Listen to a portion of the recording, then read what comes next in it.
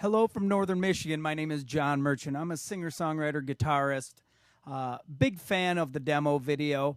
I'm here today to demo the ValveTrain Amps Ghost 211 translucent boost pedal. I've never done one of these videos before, but one of my big complaints, and I do have some favorite demonstrators and some favorite sites, I know you do too, but one of my big complaints is they demo gear and it's a Neve console and 3 microphones and a room mic and outboard EQ and compression and et cetera, et cetera. I want to keep this real simple. So what I have is a ValveTrain POWERTRAIN Studio 20 with a 10-inch speaker that's tube power for all your modelers, profilers. That gives you an actual tube power and speaker with an SM57 on it. It's going into a Behringer X18 mixer.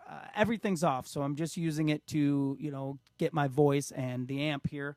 I have an Atomic Amps Amplifier-Box powered by Studio Devil with a Michael Britt plexi preset. Everything's about noon, all the controls.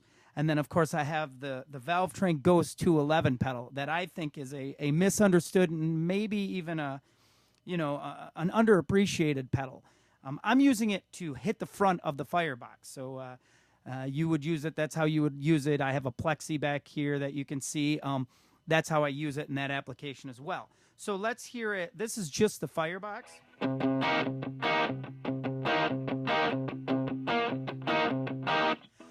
Again, a workable sound. I could put the firebox in the back of the POWERTRAIN, go to the gig, be fine. Here, though, what I really like is the Ghost 211, the translucent boost. It does do a little EQ shaping, has a little, I think, a mid-range hump to it. When I engage it, it starts to give me a little bit back. It starts to really start acting amplifier-like. Here it is at 11 o'clock on the clock face.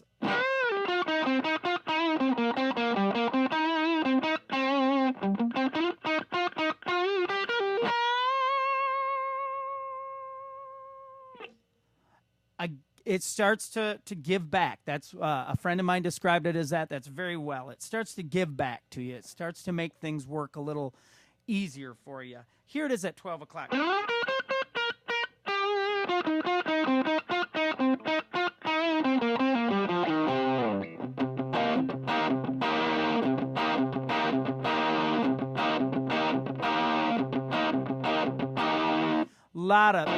Lot of great classic rock tones living there.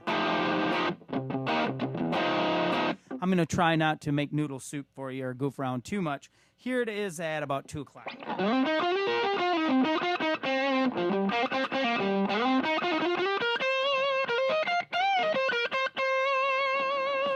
Now it's really happening. It's hitting it hard.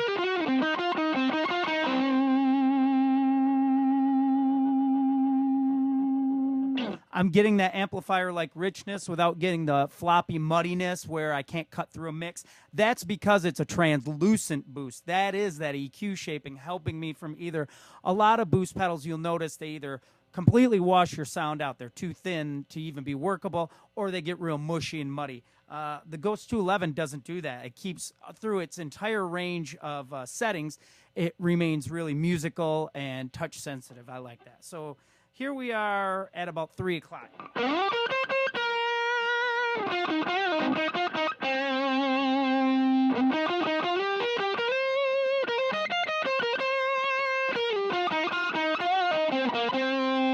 And harmonic as it can be.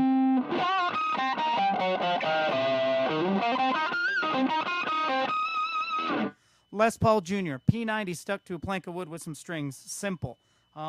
Here it is all the way up. This is the Ghost 211 on 11.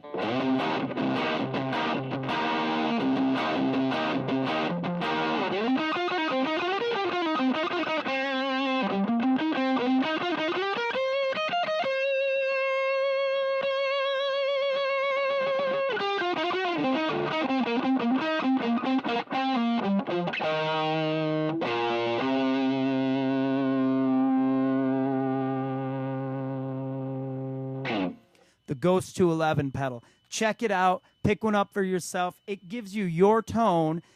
It just makes it a little richer, a little more responsive. I can't say enough good about it. in front of any sort of profiler or modeler. I've heard folks using it afterwards in the traditional sense of like a boost to get up over the mix for something, a lead boost, solo boost, whatever you want to say. I've heard of people using in conjunction with a volume pedal to control how hard they're hitting the front end of something. So many applications for this pedal. Reasonably priced. I just can't say enough good about it. It's that secret weapon. You kind of use it anywhere you want, and it's going to do good work for you in the simplest application you can think of. So I hope you enjoyed the demo. If you did, comment, let me know. Maybe we can do some more with some different guitars and amps and gear. I love these things. I watch them all the time. So thank you to everybody who I've watched and who does them, and has really, I've bought gear based on those videos, and that's, I think, what they're useful for. Thanks a lot. Enjoy the ValveTrain GHOST 211.